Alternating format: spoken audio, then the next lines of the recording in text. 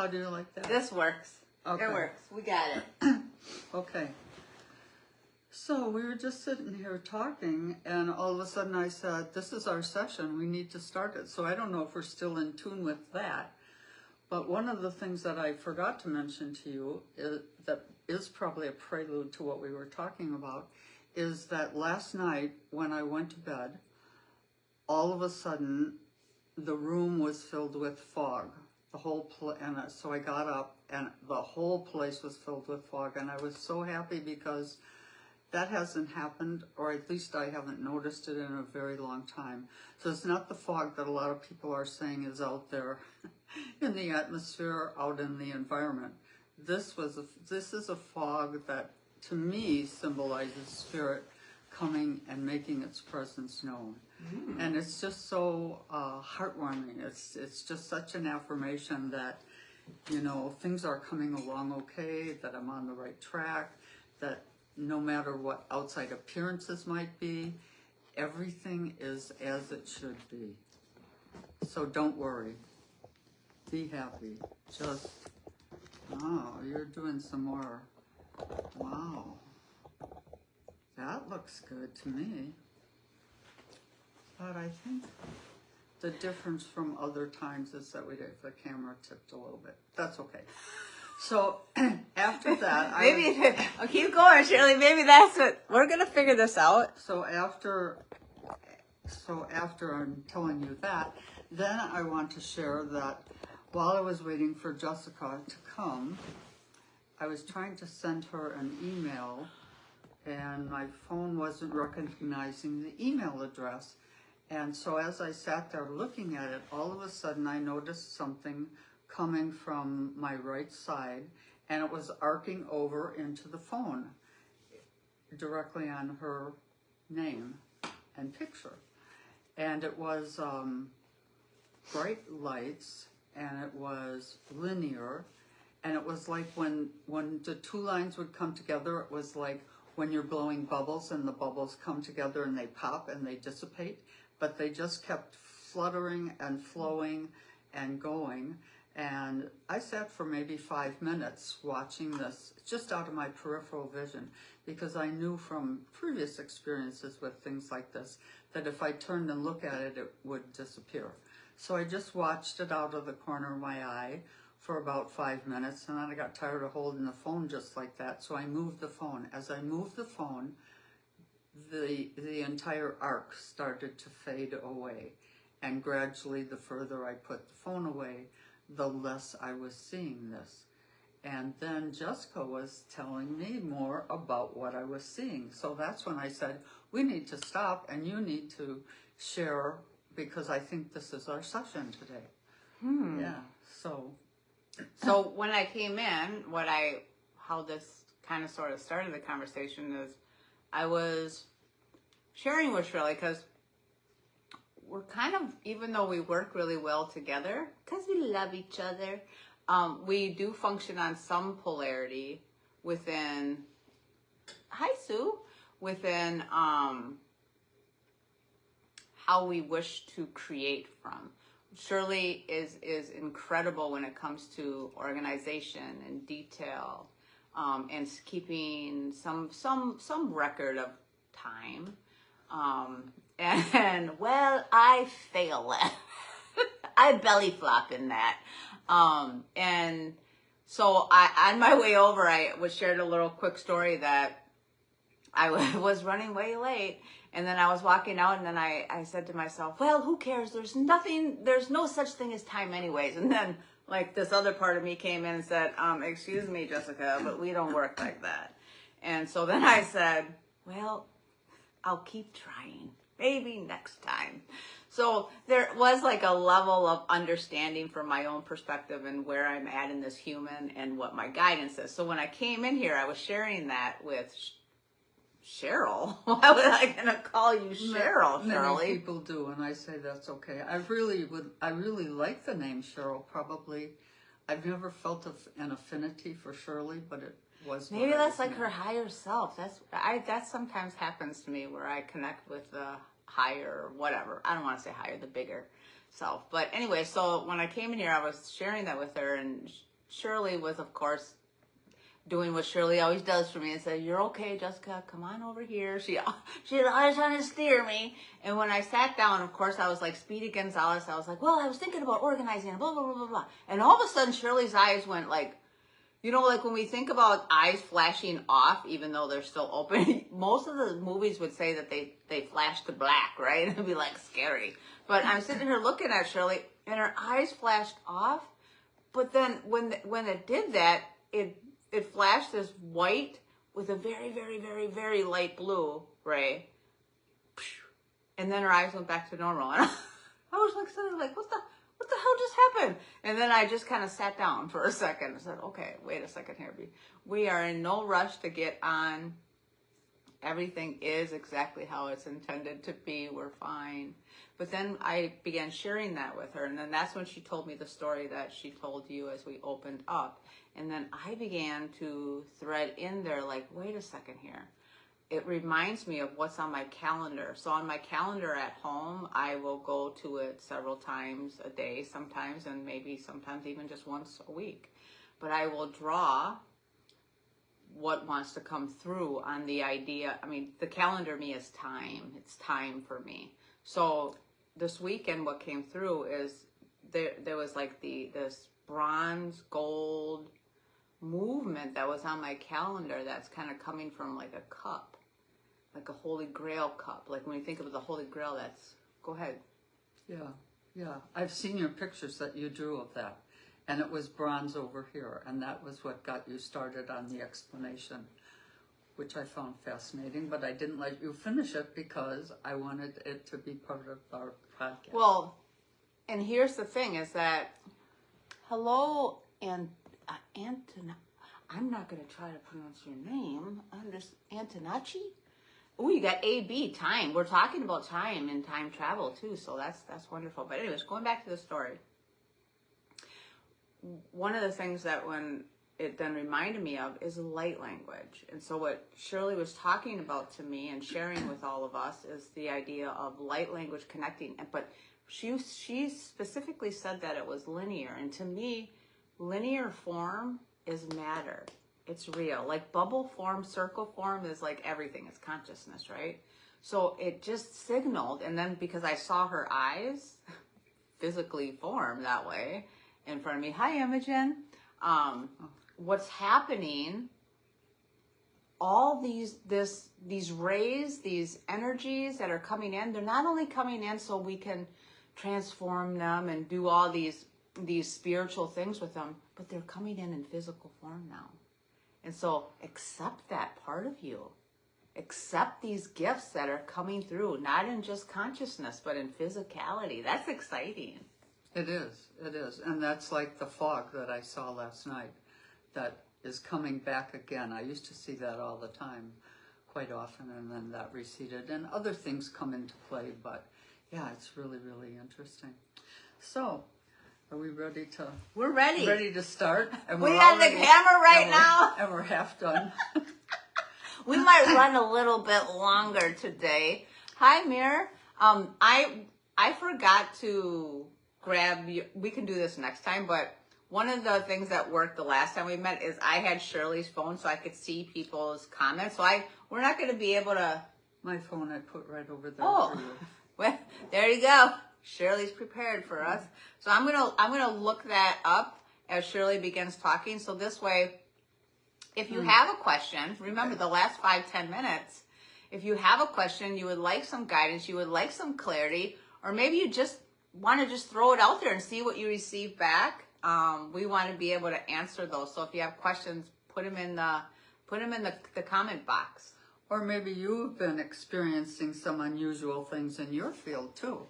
And we'd like to hear about those because I think it helps us when I listen to someone else who's had an experience, that makes me look a little more carefully at the things that happen to me and relate to those. But I wanted to get on with the get on with it, Shirley. Get on with it. I ran a session just before we started on the queue for us, and for the whole group whenever you tune into this, and the theme was spine. So I have to tell you, I have been meaning to call the chiropractor. I got up in the middle of the night and I did try and make an appointment. He's booked for the solid for the next month. So I couldn't get in until St. Patrick's Day. But what I did is I ended up laying on a tennis ball. I don't know if you ever use a tennis ball and not directly on the spine, but right next to it, and just relax into it to allow some of the pressure to come off of the discs. But that's what I did. It was really helpful. So I was surprised that today the spine came up. So it's not only for me, it's for all the rest of you too, because the spine is what supports us, what keeps us upright, what keeps us, it keeps everything else in the body flowing smoothly. And it's the area in which all of our organs are contained as well. So the spine is really, really important. And that's the theme for the next 14 and a half hours. And it threads the idea of the chakras too. Yes, yeah, the chakras. I mean, there's just a whole lot more with it. But a lot of times the spinal issues, you really feel them in your body. They affect the way that you walk, the way you sit, any back pain that you might have. So what the Q is doing right now today is it's normalizing and clearing. It's clearing negativity so that it can normalize and allow you to develop some more harmonization through all the sections. So all the chakras, all the discs in the spine. And what also came up was something about control. And so I thought, you know, a lot of times there are things that are outside of our control, and particularly nowadays, there are so many things coming at us from the outside that we have to deal with. And we would like to put a label on everything, and we'd like to put it in well, at least I would, put it in a box, but it doesn't work that way. You can't do it. You just have to,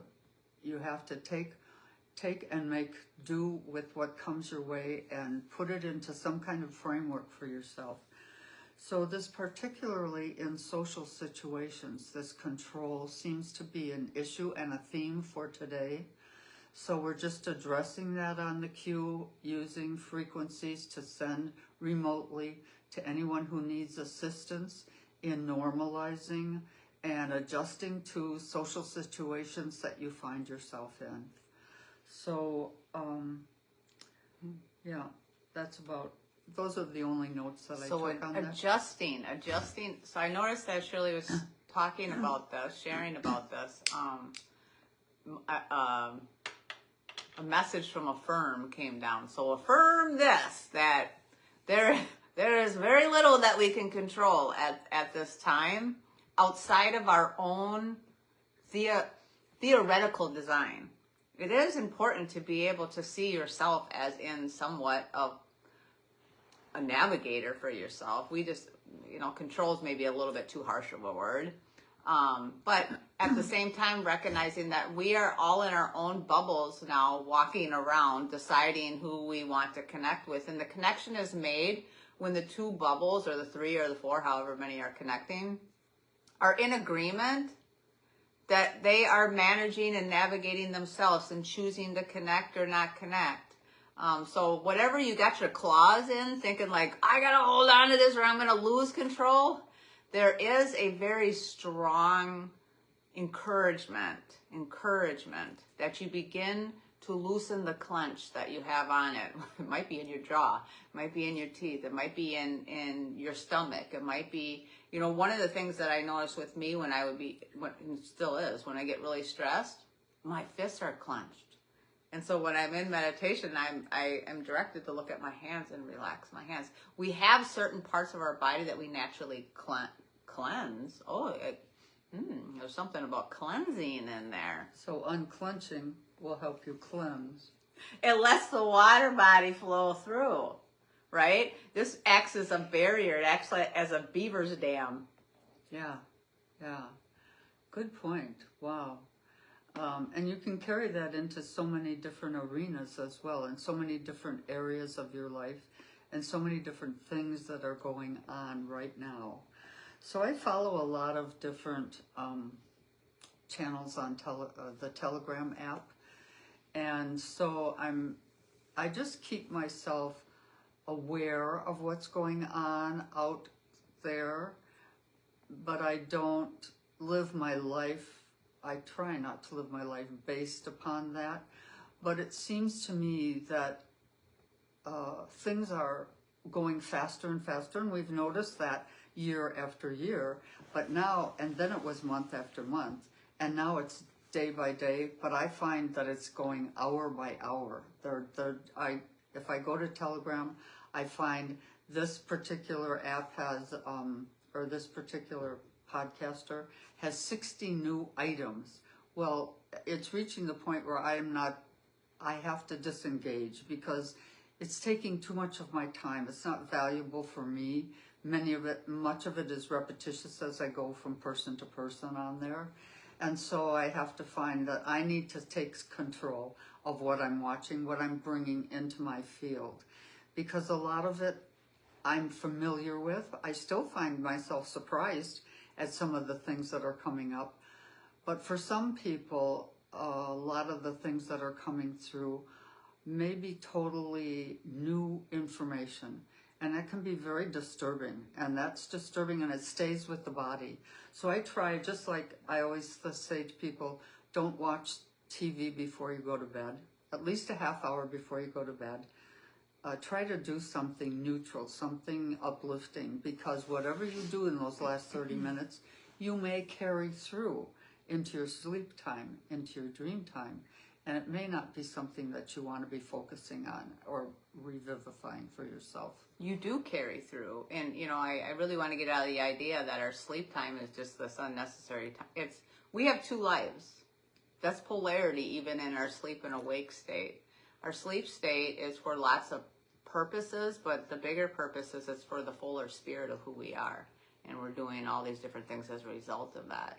But there is a general sense of encouragement for the last 30 minutes, an hour, that you are really allowing yourself to wind down. Just think about it in the physical sense of it, that makes sense, right? That you're doing something that's allowing you to wind down, but then also is allowing you to center in.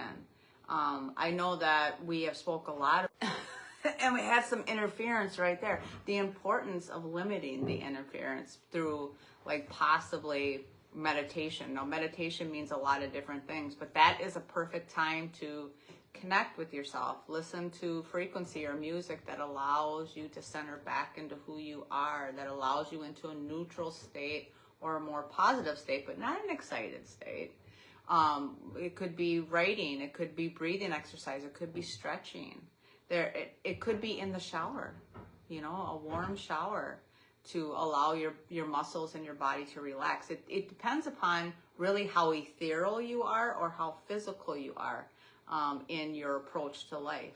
So that is really important to be able to.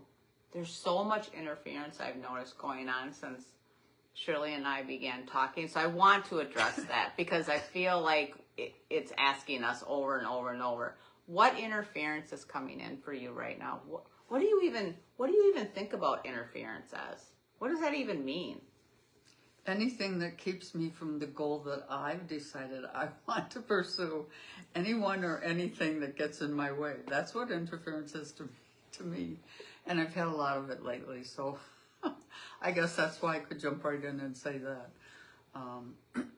But I think that everyone has their own trigger points. A trigger point, those are what interferences are trigger points. Anytime you find that you're being triggered by a word or a person, an emotion, a feeling in your gut that just comes up, all of a sudden your body just starts to tell you something is wrong. That's what the whole issue with, is being addressed on the Q every single time, every week.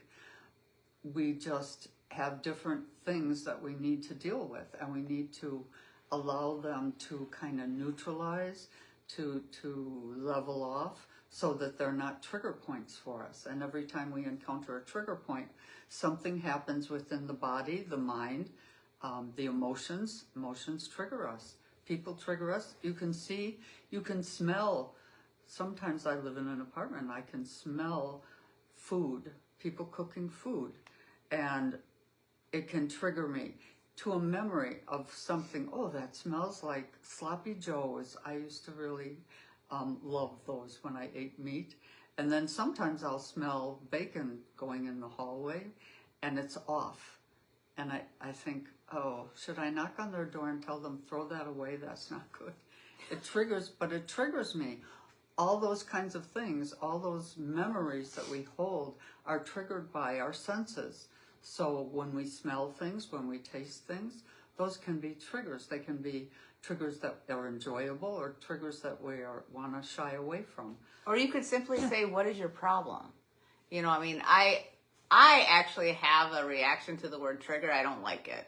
I don't like that word because it just triggers me. Well, it serves in my head what the meaning of the word means, and then you think about what's going on in society. Everyone's talking about, like, who's a psychopath, who's a narcissistic, who's triggering who's toxic. And again, what does it do? It really extends on what's going on the outside of you and cuts you off from looking at what's going on the inside of you. So maybe one of the things that we could also talk about as we're looking, we spent a little bit of time looking on the outside, the trigger point. But now let's look in, what's your problem?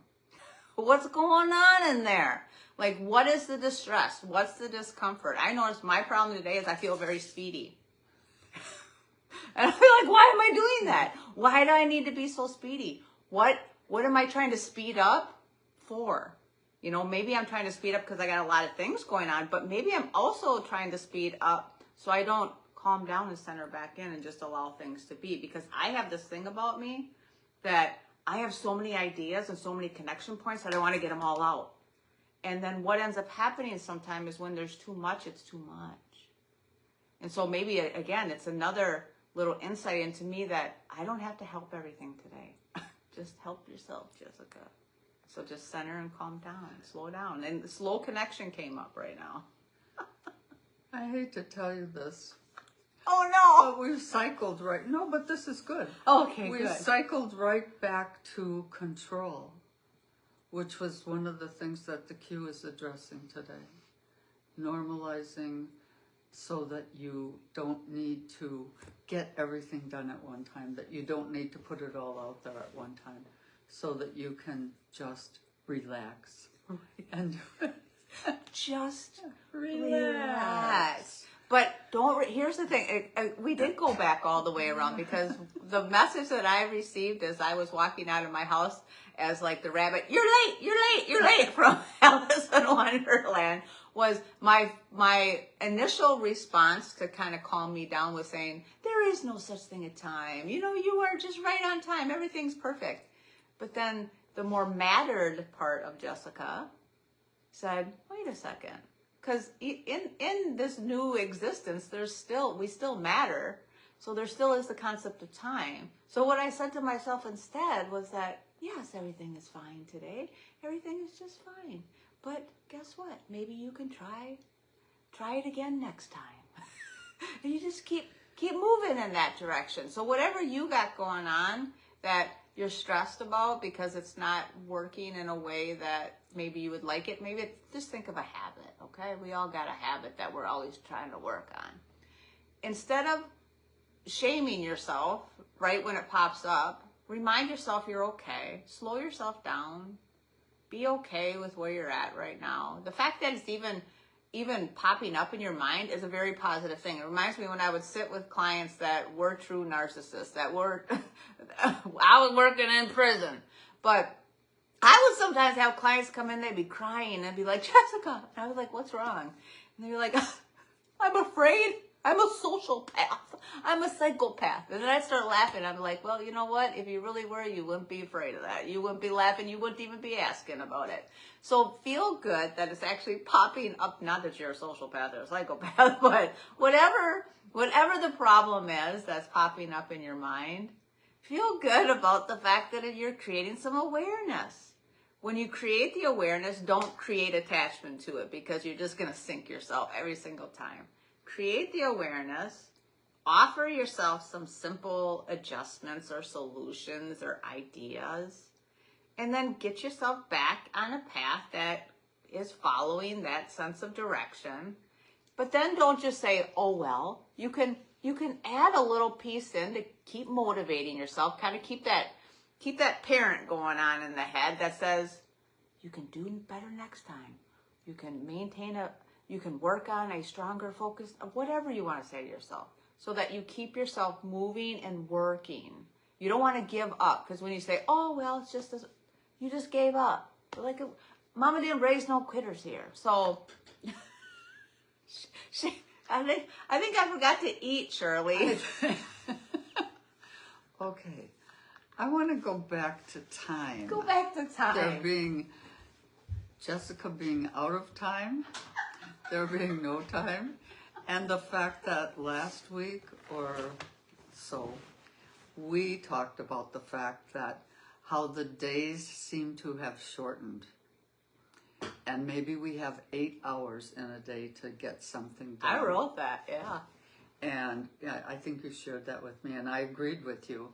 And so what I've been telling myself for quite some time now is, if there's something to do or something you think of, do it.